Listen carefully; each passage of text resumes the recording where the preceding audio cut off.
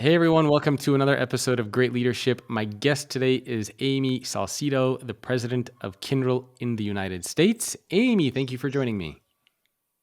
Thank you so much for having me, Jacob.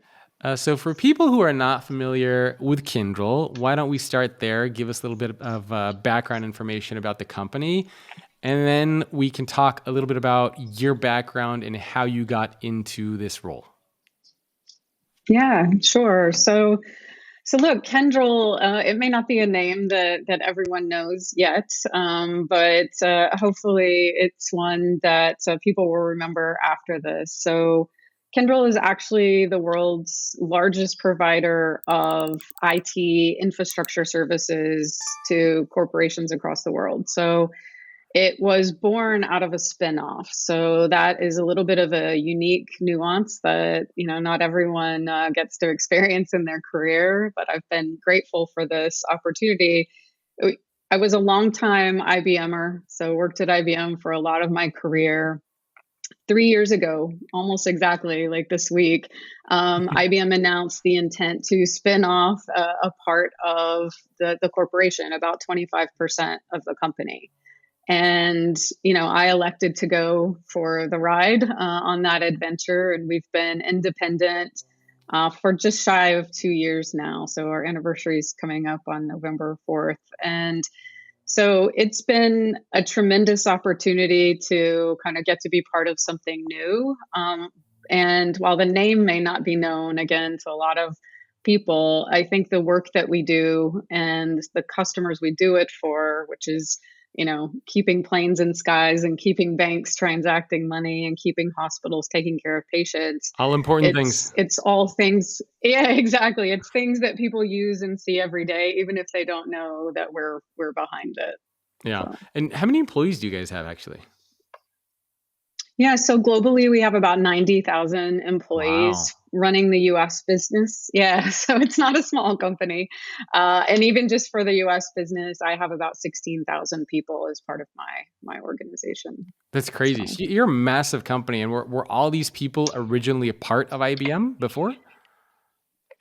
I would say the majority. So when we brought over, a large group of people, I would say 90,000 people, but we've had a lot of change since Okay. then. We've brought in a lot of new people. So I've been really excited to see the people from the IT industry and particularly from the IT consulting industry who've wanted to come along for Yeah. this journey as well.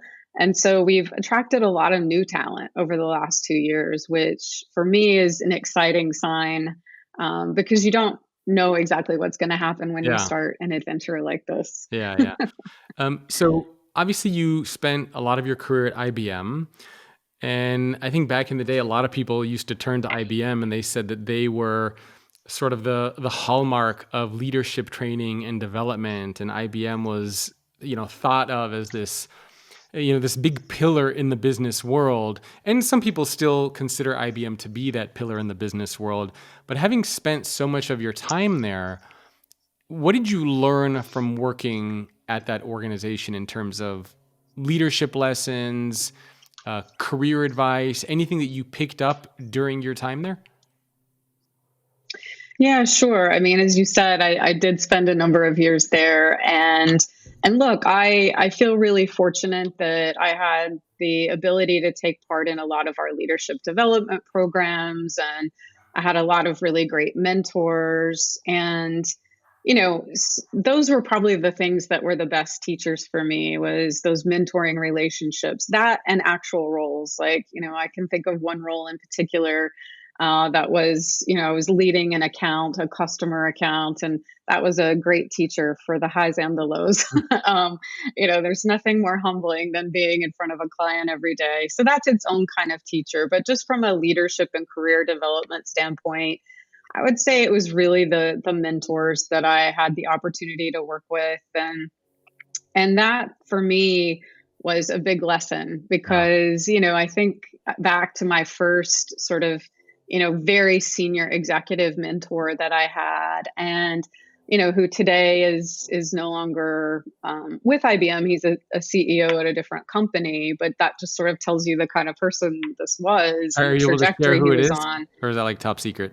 Uh, it's not top secret. Mark Lautenbach is who that was, who left IBM to become CEO at Pitney Bowes, and just a fantastic guy all around and a great leader. And he definitely challenged me. I remember, one of my first conversations with him, and um, he asked me what I wanted to get out of it, and I had like the lamest answer ever.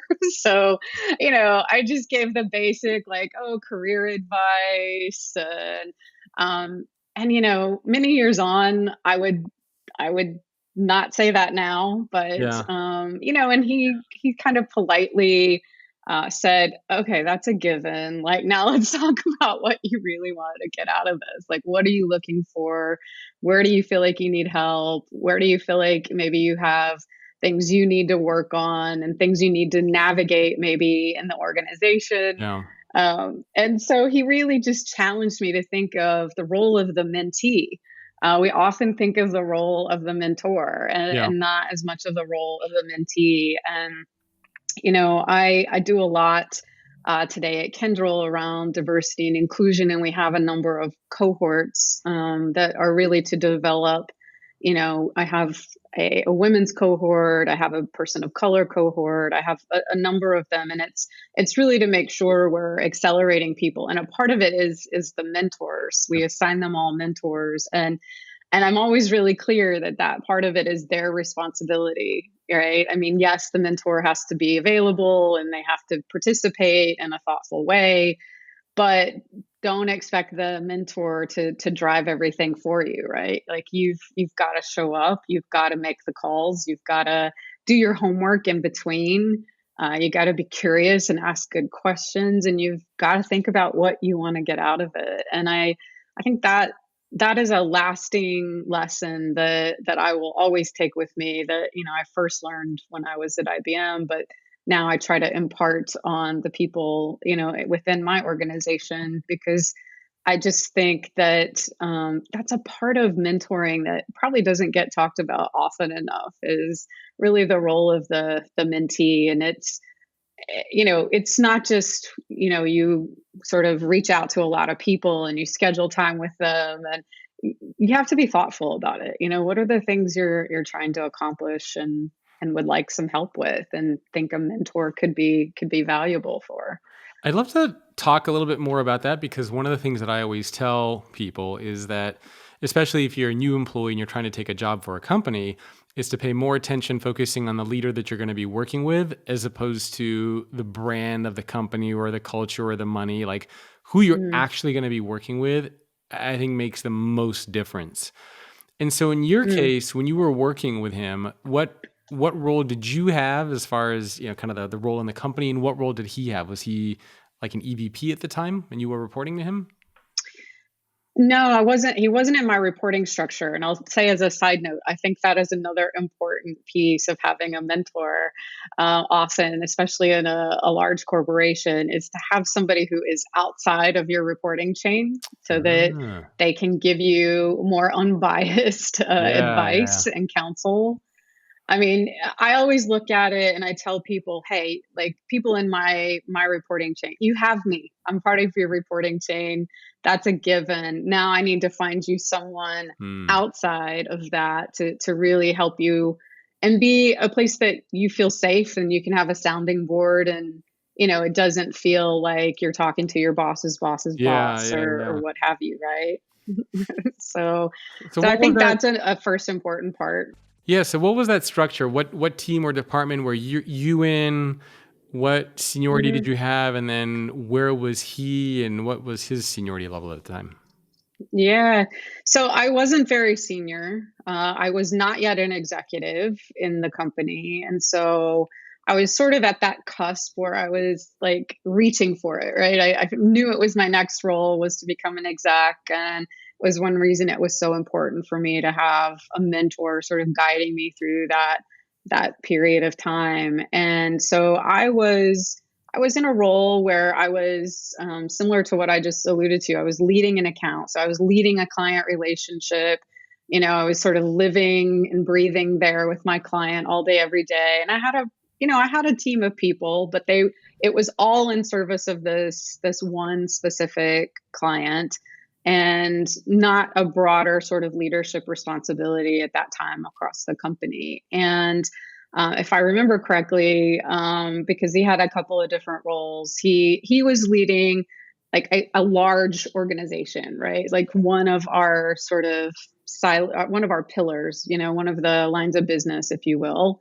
And so a very big job. So there was a lot of distance between us, in terms of sort of, reporting levels and that type of thing, which, also, it first made me feel a little bit intimidated and not quite sure how to act with him, which may be why I gave such a sort of lame answer when he asked what I wanted out of it. So this But was a formal, he, this was like a formal yep, mentee mentor. It wasn't kind of like, hey, can you yeah. coach me? It was an assigned relationship. Mhm. Okay. It was. And I had lots of the others too, right? Over the years, I had, more than I can count of just other amazing people who would lend an ear or lend advice that I could tap into.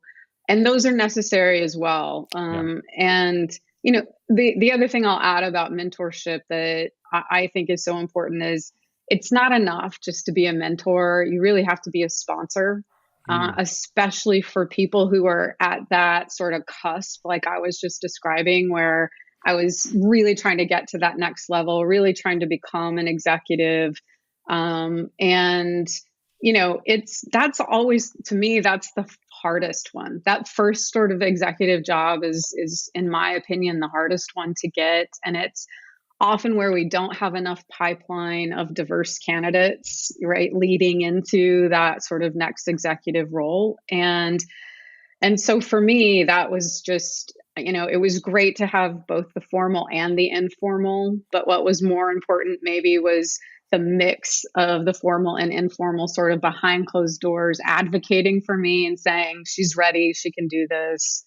And that is really invaluable. Mm. So, What did that relationship look like? So, for people who are listening and watching, whether they're the mentee or the mentor, can you explain a little bit about what that relationship looked like? So, for example, did you meet once a week and go through like a specific set of questions? And if so, what were those questions? Did he jump in when you were struggling? Could you go to him anytime with anything? Like how did that relationship actually work for the mentee mentor? yeah, and I'll expand it beyond just that one relationship, because I've had others, and I would say there's kind of a consistent theme, which is back to what I said. It was I really believe the mentee has to drive it, right? So if I had wanted a regular weekly call, I could have asked for that. I Okay. did not. But it was really, for me to kind of figure out what worked and where did I need help and when did I need help. And so I think everyone is a little bit different of what works for them. For me, that sort of regimented, gosh, now I have to prep for my weekly mentoring meeting. Like that wasn't as appealing to me as just sort of saying, okay, like I've hit this situation, right? Like real time, I'm in the moment. I've encountered, this difficult situation either internally or externally. Can you help me navigate it? Or can you recommend somebody who maybe has been through something similar that I could bounce some ideas off of? And for me, that was more effective. I think, again, Mm. though, that's where it's so important for each mentee to not assume that there's sort of one way to do the mentor mentee Yeah. Yeah. relationship. Yeah. And it's really customized, I think, to, again, I think mostly to the mentee of what do you want to get out of it, right? At the end of the day, that's Yeah. the question. How much of it was you coming up with problems and him suggesting solutions versus you coming up with problems, suggesting the solutions, and then getting feedback on your ideas? Because I think sometimes people think that you go to the mentor with a problem and it's up to the mentor to solve the problem for you, right? I mean, because that's a Yeah. lot, you're right. They're Yeah. kind of, hey, I don't know how to do this. What do you think I should do? So what, when Yeah. you had those situations, how did you go to your mentors? Yeah. So, again, probably some mistakes I made early on was to go with that assumption like, hey, this is the problem. Aren't you going to solve it for me? Or at least tell me how to solve it myself.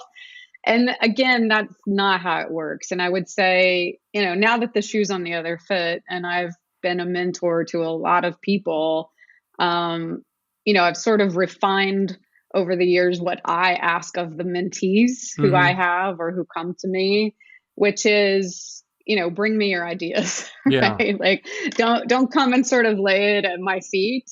If you're dealing with a challenge or you're trying to figure out a next step, come and tell me what you're thinking about and tell me sort of how you are contemplating approaching it. And I can help you think through whether that's going to lead you down a path to an answer or if it's just going to keep you sort of spinning in place where you are, right? But Yeah. I think whether it is a mentor mentee or just sort of a hierarchical conversation, because I would say the same thing to people in my reporting structure.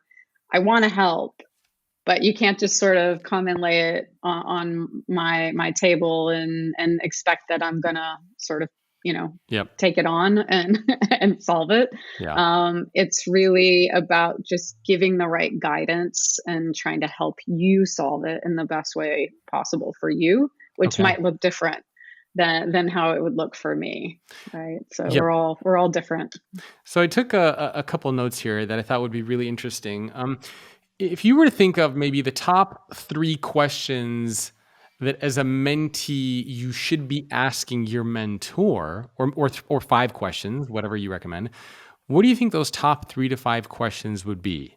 Because I think we've already established that simply going to your mentor and saying, I have a problem, fix it for me, or expecting the mentor to drive the relationship is not the right approach. So the mentee needs to be active. So what sort of questions should you be asking, and what sort of issues or problems should you be going to your mentor with? I mean, is there anything that's off limits or not appropriate or not relevant, or is this just kind of there for any help that you need? Yeah, I'll start with that piece. And look, I think it depends on the personal relationship between the mentor and the mentee, and maybe even the organizational culture to some extent.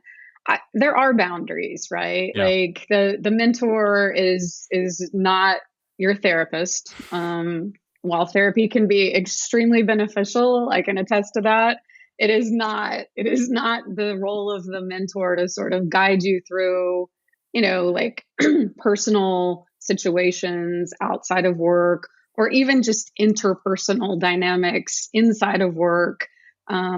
If it is like, something that's not really relevant for a mentor kind of conversation, right? So now, if that interpersonal relationship is with your boss and it's problematic and it's keeping you as an employee from thriving, then fair game for a mentor conversation, right? Yep. I think that it is about kind of knowing where that line is, though, of not getting overly personal, but obviously still being able to talk through the things that are impacting your ability to be successful in your role and to help you really start to um, mature and grow and learn in a way that's going to catapult you kind of into those more senior executive roles as you go forward. So as for like the three questions, I think for me, I'm going to start the opposite because as a mentor, one of the first questions I ask people is, what are you passionate about? What's that thing that makes you really excited? And we all know what it is if we just tune in, right? We all have tells. My tell is I talk faster and louder and I use my hands a lot more even than I am today. And it is like we all know those things that like really get us excited. And I really ask my mentees to tune into that, because all too often I've had mentees come to me and say, like, I think I'm supposed to check this box next, right? I think this is like the next role I'm supposed to do.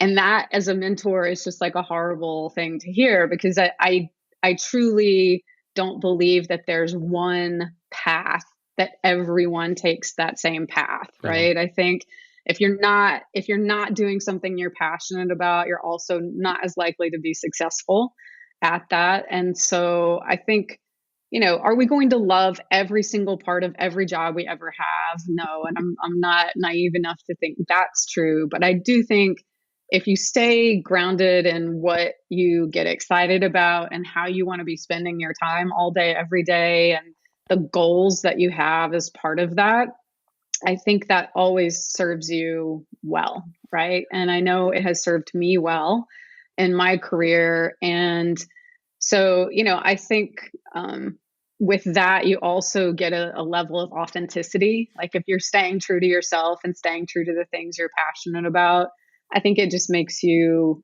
more authentic as a teammate, as a boss, as just a human being. And I think that is how I want to show up to work every day, and I Mm. think it's how most of us want to. But I think that, given that, I think as a mentee, questions that are really fair to ask a mentor are, of course, first and foremost about their own personal experience and kind of what has guided them. And I think that can be useful just as a reference point, because again, we're not all the same, right? We haven't all had the same set of experiences. We don't all handle things the same way. And it can be really useful to get a different point of view about things. And, I know that, when I have these conversations about what makes you passionate, people are sort of surprised because they assume that that's not part of the formula of, what you're going to hear from your mentor about how to like make these steps in your career. And to be fair, they probably heard a different kind of set of questions or talking points from someone else, right? But so it's, for me, part of having a mentor is not just having one. You need a broader set of perspectives. And so I think, asking your mentor again about their experiences and what did they find that worked and didn't work for them, it's a helpful just sort of starting reference point, Okay. right? I like that.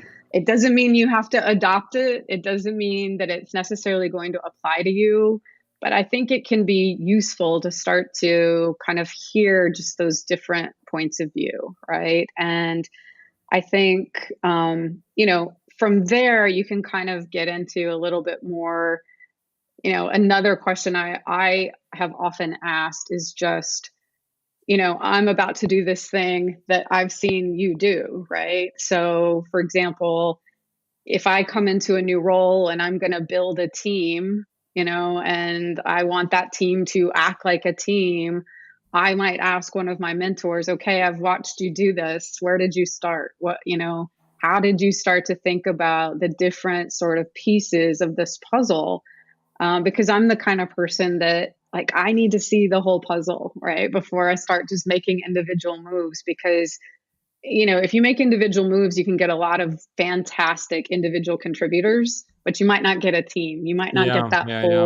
whole, puzzle put together. And so that's one that I feel like you have a real not just a problem, but I mean that building a team is kind of a major piece of being a leader, right? And um, picking all the right parts, the organizing it the right way with the right roles, the right people in the roles. And so that's one where I have personally asked that question, like, okay, tell me your thought process. How did you go through this? How did you get to the other side? And are there things you would have done different now in hindsight, right? Yeah. As you look back. And that can be useful. And if you have a good mentor and they're willing to be really open and transparent with you, you'll probably learn that it didn't all go perfectly. And there is some, security in that, knowing that like it's okay if it doesn't go perfectly, because really almost nothing ever does, Yeah. right? Yeah. And I think that I think as a mentee that that's an important aspect, because it's really tempting to kind of look up to a mentor and assume that everything is sort of perfect and Yeah. they got where they are by, just everything executing, Sailing on clouds and perfectly. And rainbows and no issues. exactly. Never any issues, never any, sort of things that they would change if they could do it again. And that's just not No. reality, right? We all have things that we learn from. And for me, that's one of the most helpful things is really learning from someone else's experience, both the good and the bad, and what they would do the same and what they would do different. And Okay. even if I choose to take a different path, it's good input. And I think that's a really important part of this mentor-mentee relationship is it's input. It's not instructions, right? It's not a manual that you go and you Yeah, kind of that's a very execute important against. It distinction. it is yeah, it definitely is, because you still have to be you at the end of it, right? And so it's about taking the inputs from your mentors and from your own instincts and intuition and just learning and experience and sort of triangulating all of that into the thing that feels most authentically you and feels like the right answer Yeah. for what is in front of you, right? But It's because kind they of weren't in front of the same exact problem that you were. Yeah, So, it's kind of like using ChatGPT, right? I mean, I think a lot of people use ChatGPT, they put in information, and whatever ChatGPT spits out, sometimes they think, okay, that's what I'm going to say. But you still have to take the right. information that you get from a platform like ChatGPT and make it yours and put your spin on it and evaluate if it makes sense or not and bring in other sources. So I think viewing your mentor as kind of like a chat GPT for career and leadership advice. It's similar, right? You have to know the Yeah, right questions to I ask. like that. And then when you ask the right questions, you'll get valuable outputs, but you still need to make sense of those outputs. All right. Because if you ask your mentor, what did you do? They give you advice, you do the exact same thing, and then you say, hey, it didn't work for me. What the hell? That was like the worst advice you've ever given me. You also need to take accountability of Yeah. you're not them, right? Different personality, different Yes. circumstance and Exactly. situation, different team. So I really like that approach of separating kind of the rules from I guess you could call it the rules from the message, maybe the rules from the Yeah. Well, as a mentor, I always kind of give that disclaimer, right? That's kind of what it feels like it is. yeah A little bit of a disclaimer that says, like, this is what I did. It doesn't mean it's the right thing for you. But I think you can learn from it. I think you mm, can learn from my experience coupled with your own experience. You can then make an informed decision, but it still has to be your decision, yeah right? And I think that's another piece of the mentor mentee relationship that you have to kind of be careful of as a mentee, is that you don't start using your mentor as a crutch, yep that you kind of go to them and think, oh, I have to talk to my mentor, like something bad just happened, or I have a big decision to make. Or they're not there to make all your decisions for you and think for you. They're there to help, sort of guide you and help you think through things differently and based on their own experience, as opposed to just sort of handing you the answer on a yeah platter and you just go execute. it's kind of like having the a flashlight or something in the forest, but not having the path laid out from you. So the mentor is not going to put out the path for you to follow, but they'll give you the flashlight Right. so that you can walk around and Yeah. find things the right way and discover things. And I think that's an important thing to have. Yeah. Getting back to those three Yeah. questions, because it sounds like there was a lot Yes. there. So one, sort of the personal, what worked for you. You also mentioned a lot of other questions. I don't know if you would bucket them all under this or if those are all separate questions, right? So what worked for you in the past? What didn't? What was your Mhm. decision-making process like to get to that point? Any other questions that you think are useful for mentees to ask their mentors? Yeah, well, I also think I think one of the things a lot of people struggle with as they sort of move up in their career is just is, navigating sort of all of the political, I guess I'll call it, or Yeah, just other pressure, relationships, like responsibility, office pressure, politics, responsibility. bureaucracy, How do yeah. you, yeah, exactly. And balancing between running a business and being a people leader. I hope every day that I find the right balance of integrating those two things, but it's they sometimes feel at odds, and you have to kind of look for ways to make them less at odds so that you can fulfill sort of both of your roles as a business leader and a people leader. Mhm. And I think those kinds of questions around just navigating certain situations and that finding that balance,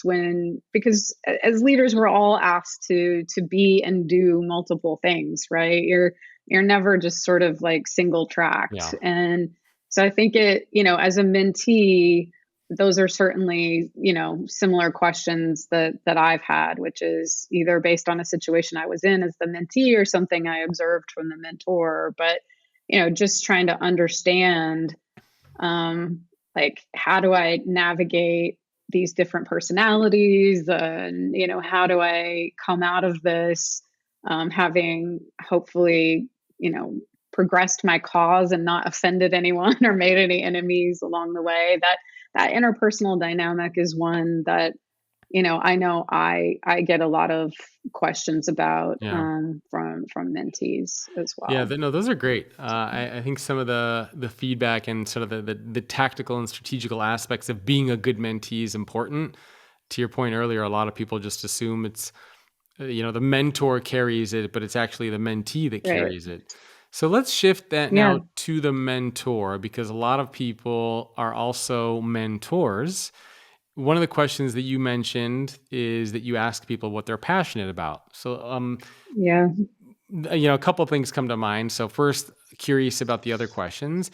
And then the other thing is, what do you do with the question when you get the response? So let's say you ask me, Jacob, what are you passionate about? And I say, well, I mean, let's say I'm passionate about chess, or I'm passionate about, I don't know, content or sharing ideas. What do you then, as a mentor, do with that information? Like, how do you turn it into something? Yeah. Well, look, I started asking that question because I had so many people come to me. And of course, most people want to talk about career progression as a mentee. And, I would say, well, what do you like to do? Which was probably not the right way to phrase the question, right? Or what do you want to do? And so I've learned some as a mentor as well, because that question always elicits a response, or at least for me, historically, has elicited a response that was a job title, Yeah. Yeah. Yeah. right? Exactly. And and a job title, while directionally helpful, it's not it's not really like going to lay out a path. So Yeah. I I want to be always SVP. try to encourage people. Yeah, exactly. And I always tell people titles can change, job roles can change, organizations can change, but I firmly believe what you're passionate about, while it can evolve, there's probably like a root in there that stays somewhat consistent, right? And you can learn and grow. I'm not saying you're one thing always and forever, but it to me, that is a better indicator of what someone really loves to do. Because otherwise, mentees, and I've done it myself, as I said, show up at a conversation with their mentor, and they talk in terms of, again, I think this is supposed to be my next role. Or I see all these other people that have been successful went through this one role. And maybe, like, sometimes there are certain roles that are good developmentally for you to make progress in your career, but to say that there's just one path and every single person goes through that same path, Hmm. not only is that not true, it would be really boring, because then you would have just, a lot of people with the same exact path, the same exact set of experiences, and you wouldn't have people bringing a lot of diversity of thought to the conversation, right? And that wouldn't be good for your customers or your business. And So, for me personally, I think it's good that people take a variety of different paths. You may end up in the same place, but the different experiences that got you there are going to drastically, sort of differentiate your opinions from one another, and give you really good sort of, debating topics, as you think about, kind of what is it that I want to do next? And, I want people to think about that diversity of experience. I don't Mm, want them to think they just have to follow, like, there's one defined path, and that's it yeah, forever. yeah. What do Tractor Supply, Neiman Marcus, Johnson & Johnson, Dow, Lego, Northrop Grumman, and dozens of other companies all have in common? They are all a part of the Future of Work Leaders community. This is a global community of the world's top people leaders shaping the future of work and employee experience. If you're interested in learning more and requesting an invite, and if you are a chief human or chief people officer, then head on over to futureofworkleaders.com. So, what other questions do you as a mentor ask? Obviously, you mentor a lot of people. Besides asking what they're Yeah. passionate about or interested in, what are some of the other questions you ask them? Yeah. Well, look, I mean, that's a big one, and you'd be surprised how many people haven't thought of it. But so that one, especially in a first call or two, that one Yeah, tends to take up a lot of conversation. But look, I mean, going beyond that, then it really is, you know, trying to get to the heart of, again, in our relationship as mentor and mentee, are you looking for help for career progression? Are you looking for help in tackling real life problems that are happening today? Often, I find that people lean more towards sort of that career progression, or at least that's been my experience. They want to know, everybody kind of wants to know the magic formula for getting to the next level, or, what did I do? And what I do, or what I did to get where I am, is relevant, and it's an interesting part of the conversation, but it, again, that yeah, sort of implies there's just one path to get there. So I just think that, once I really have a better understanding of them as a person and what they're passionate about, I really try to get them to think about, like, the roles they've had before that they loved. Hopefully, they've had roles they've loved, and the roles that they've had that they didn't love as much. And I actually encourage people, and I do it myself, to really kind of write these things down, like the things I've loved, and the things that are on my kind of never want to do it again list, and then that sort of group in the middle that, like, okay, I'm willing to negotiate on it if I have to. Um, and I go back to that list, and I'll be honest, it doesn't change that drastically anymore. It's kind of refined at this point for me. But I find that a lot of people just haven't taken the time to sit down and even kind of think in those terms. Um, and it's not that that says you can or cannot take a specific job. It's just good self awareness. I think, being self aware of our passions and our strengths and the things we want to do and don't want to do, it just helps us have a game plan mm, for how we tackle whatever job we're in, right?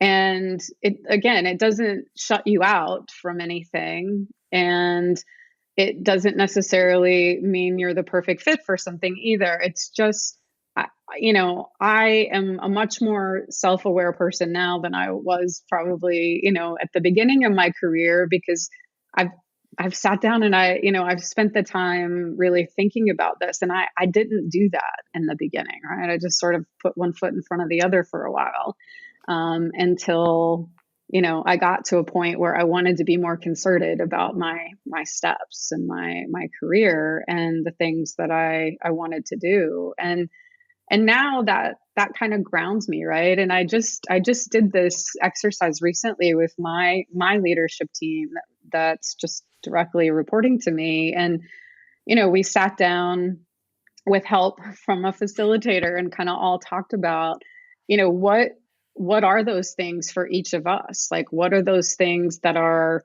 our values, our passions, and and how does that influence how you work with me, right? And we kind of Mm. each had to say, like, here's the things to watch out for when you're working with me, because these things, I really don't like to do these things, so they kind Yep. of set me off if you ask me to do them. And I just think it's that self-awareness. And candidly, my team, I think they thought I was a little crazy when they found out this is what we were going to do for half a day, and they've told me that. So if they're listening, they absolutely are probably nodding their heads yes. They were like, oh yeah, we've all done team building, right? And this really wasn't as much about team building as it was the self-awareness individually, to be Yeah. able to call out the pluses and minuses, or I don't even want to call them pluses and minuses, but just the things that are important to me. Like, so for me, empathy, authenticity, those are always going to be at the top of my list, so that I can give learnings to someone who's trying to work with me, to understand that if they come at a people problem from a very sort of dry, financial only kind of perspective, it's not, that conversation isn't going to go well, right? Like, we're going to be like on different pages. And so just finding those that self-awareness, so that how you're going to act and react in certain situations, I have found to be incredibly valuable. Honestly, I didn't even plan on having such a long conversation about mentorship and mentees, but I think this is so useful and valuable for people out there, both who are mentees and mentors, that I'm glad that we're spending all the time on this, because there's a lot that even I'm learning about this. A lot of the times people talk about mentee and mentorship relationships kind of high level, but you're actually giving some very tactical and specific guidance around how to make that relationship work, which I think is super useful for anybody inside of an organization. But a lot of what we've been talking about has been on maybe official relationships, right? So somebody says, hey, you have a mentor, now work on that relationship. What happens if you're at an organization that doesn't have that kind of an official mentorship program? Yeah. How do you navigate that? Like, do you go up to people and say, "Hey, can you be my mentor?" Because that might also be a little bit off-putting. Like, how do you do that if that official structure is not in place? Yeah, I would say I have been really pleasantly surprised that a lot of people, I would say, sort of not exactly new in their careers, but maybe less experienced in their careers, are more bold about that than I ever was. So I I would never have walked up to somebody and just said, like, Can you be my "Hey, would you mentor? be my mentor?" Like, um, and maybe I should have, right? But I have had a lot of people reach out to me, to the point that sometimes I have to, like, politely say, I'm tapped out. That's another Yeah. thing as a mentor. You can't take on everybody, but I have someone else that I think might be a good fit for you. So I completely encourage people to reach out if they want that. But again, you can't expect somebody to take on, 100 or 1,000 people, because then it's not good for you as a Yep. mentee either, quite frankly.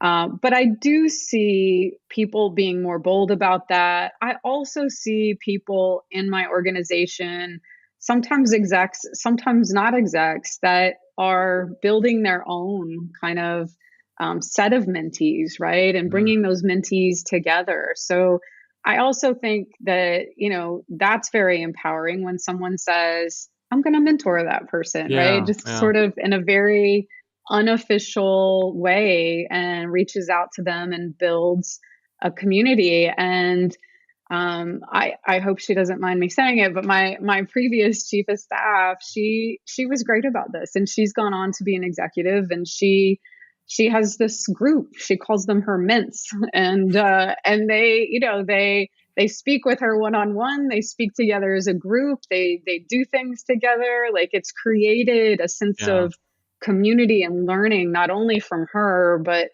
with each other. And they're all relatively new in their careers, and she's really helping guide them through that. And she really leans in.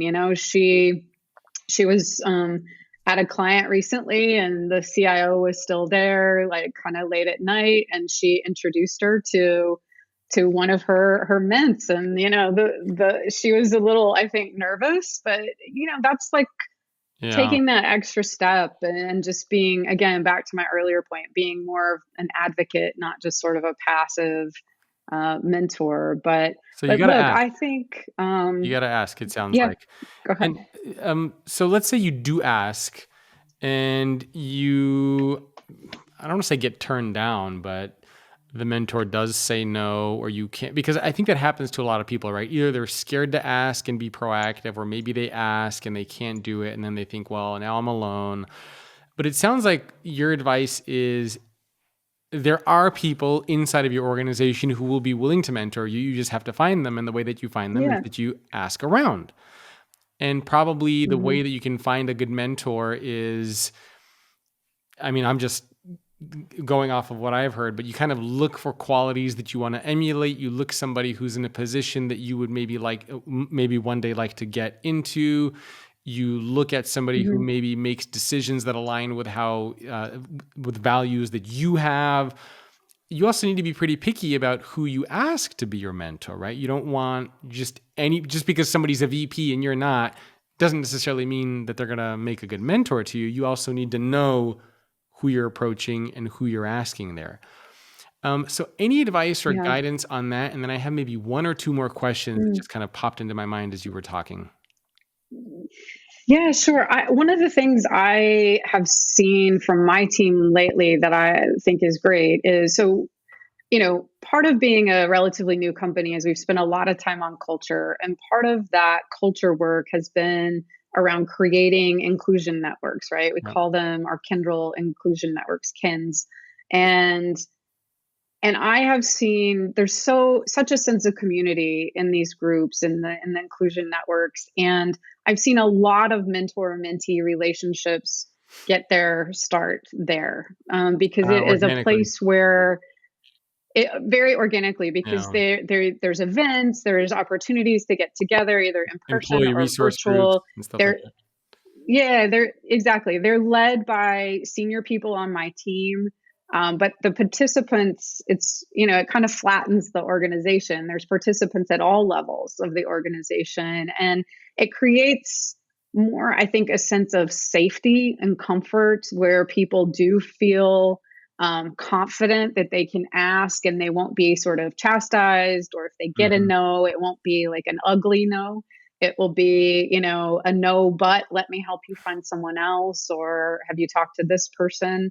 And so, that I have seen a lot of that happening, which has been really encouraging to me, that those inclusion networks have created such safe spaces Yeah. that people are really willing to kind of take that chance and lean in a little bit and ask, somebody to be their mentor or Yeah. to help Yeah. them find one. And I think that's a good example versus sort of just maybe cold calling somebody, that you've never actually talked to. Yeah, that approach probably doesn't make sense, but it's also a little bit of a tough love approach, because essentially what I hear you saying is you can find them. You have resource groups, you have networks Hmm. in your company, you have people that you work with, you have leaders. Like you can find them. Just put in the time to find them, and don't just assume that a mentor is just going to Yeah. drop in your lap all of a sudden.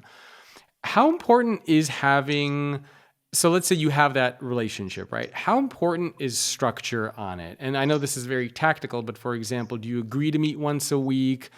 How many mentors should you have? How many mentees should you have? Any guidance on how, just tactically structure that?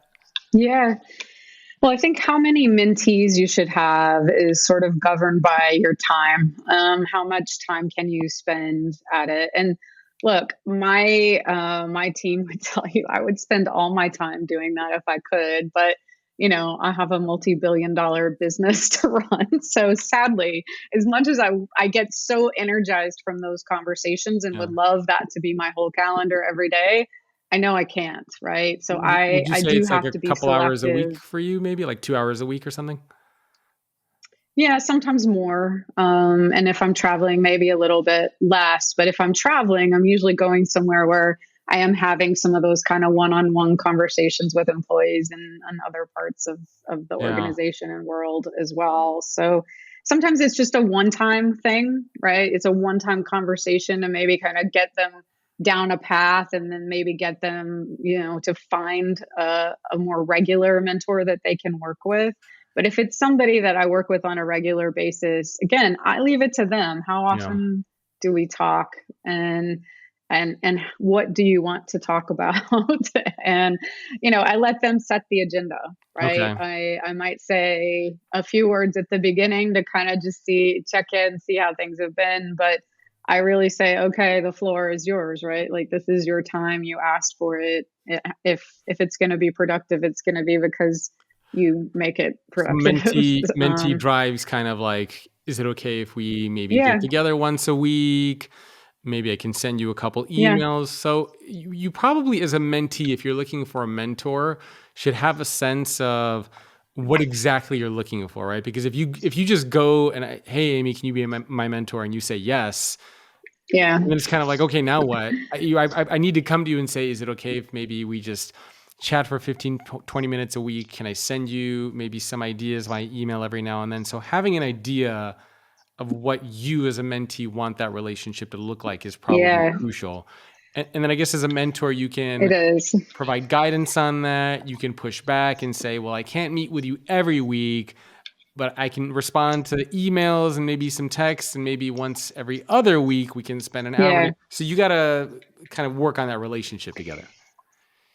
Absolutely, but the mentee definitely drives as far as I'm concerned, right? You've got to know what you want to get out of it. And look, it has happened to me where I've agreed to meet or mentor with someone, and they show up, and I kind of do a few niceties at the beginning and tell them a little bit about me. That's often the question number one. Tell me Yeah. about, a mentee will ask me, tell me about your path. And um, but then, in this one particular case, I said, okay, the floor is yours. Like, you asked for the time, so you guide us here. And I basically kind of got like a 5-minute commercial on this person, right? Here's everything I've done. These are the great things. These are my accomplishments. It's sort of like a, CV speed dating session, if And you then this will. doesn't help anybody, right? And and it doesn't help anybody because it wasn't actionable for me. And I even said that at the kind of end of the commercial. I said, well, what would you like to get out of this? And the response was, well, I just wanted you to know me and So who keep I an eye on me for a am. promotion or And kind of something like that. Yeah. yeah, exactly. And look, I mean, awareness and visibility is important, there's no question. But if you're gonna get time with a senior executive, Yeah. have a plan, have something that's actionable that you could sort of take away from it and work on yourself, or maybe you ask the mentor to work on it with you. But you have to it has to be a little bit more engaging than sort of just like, here's who I am, I want you to know all about me, because Totally agree. I can read your CV. Totally agree. So Yeah. I love that. yeah. Well, we have been talking for just over 50 minutes on this, which has been honestly, I think probably one of the most in-depth mentor-mentee conversations we've had, which is, again, absolutely fantastic. Is there anything else that you want to wrap this conversation with on either the mentee or the mentor side that we didn't touch on? Any additional advice, exercises, anything that you want to make sure that we touch on before we wrap up? Yeah, well, look, I mentioned this exercise I did with my team, and like, the things that are important to me are empathy and authenticity, right? And it's what I shared with them. It's what they already know about me because they see how I operate every day. But I think, look, both mentor and mentee, you kind of have to understand each other that way that I was explaining kind of with that exercise I did with my team. I'm always going to come at a place from empathy and authenticity, and as a result, I expect, maybe a strong word, but I hope that you as a mentee will do the same.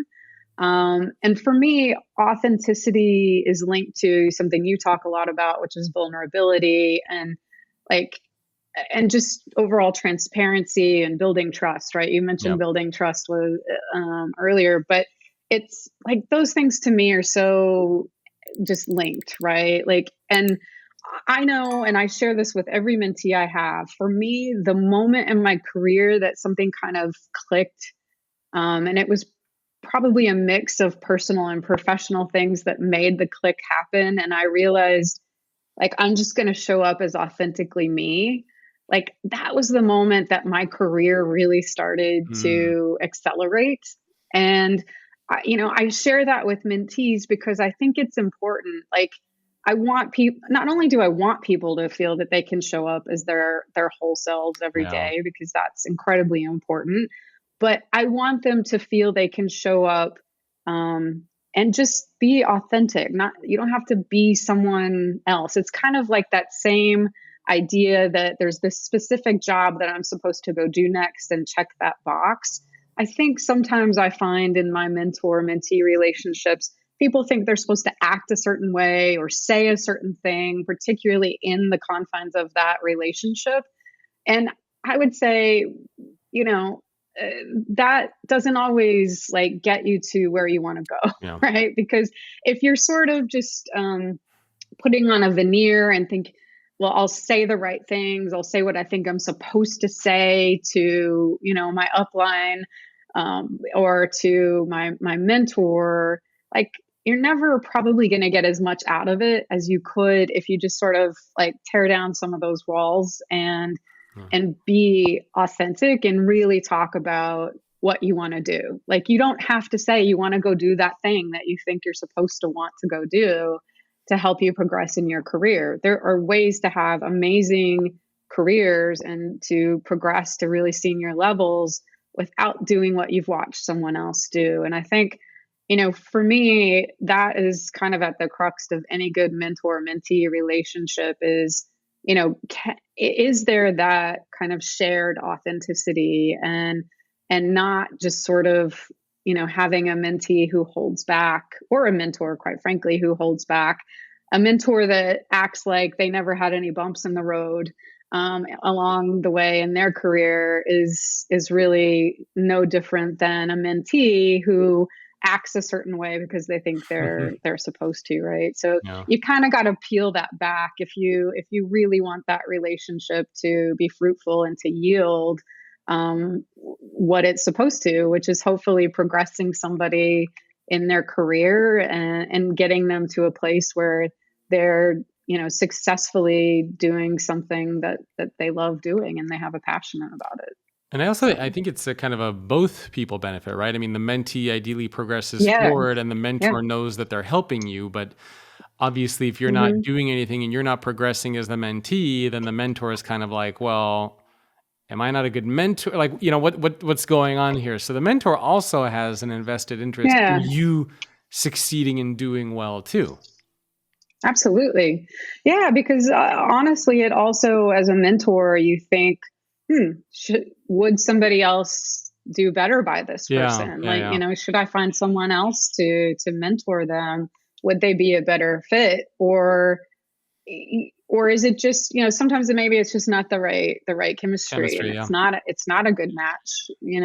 That is a reality. Like, you have to be able to have a certain level of that, chemistry that comes with, Yep.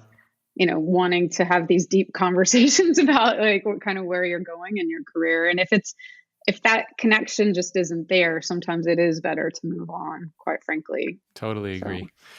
Amy, this has been an absolutely fascinating conversation. Where can people go to learn more about you and Kyndryl? Anything that you want to mention for people to check out? yeah, sure. So first of all, Kyndryl is, it may not be intuitive, but Kyndryl is Kyndryl. And you can go to Kyndryl.com if you want to learn more about the company or me. I'm highlighted on the leadership page, or of course, you can find me on LinkedIn. Very cool. Amy, thank you so much for taking time out of your day. I really appreciate it. Yeah. Thank you, Jacob. This has been fantastic. I've loved the conversation. Hopefully, it comes across that this is a topic I'm really passionate about, Oh, yes. especially because it wasn't the topic we were going to talk about No, really not at at all, all. and No. we've We were gonna talk about, like, transformation and yeah, just some totally unrelated stuff, but this actually ended up being far better, so I'm really glad I kind of went down this path. yeah, So thank you yeah. Me again. too. Thank Thank you, you. everyone, for tuning in. My guest again, Amy Salcido, president of Kyndryl in the United States. I will see all of you next week. Thanks for tuning in to today's episode of Future Ready Leadership. If you want to get access to more content on how you can become future ready, make sure to subscribe to the newsletter. It's thefutureorganization.com/newsletter. And if you enjoyed this episode, please send it to somebody who you would like to see become a better leader. Thanks for listening or watching, and I will see you next time.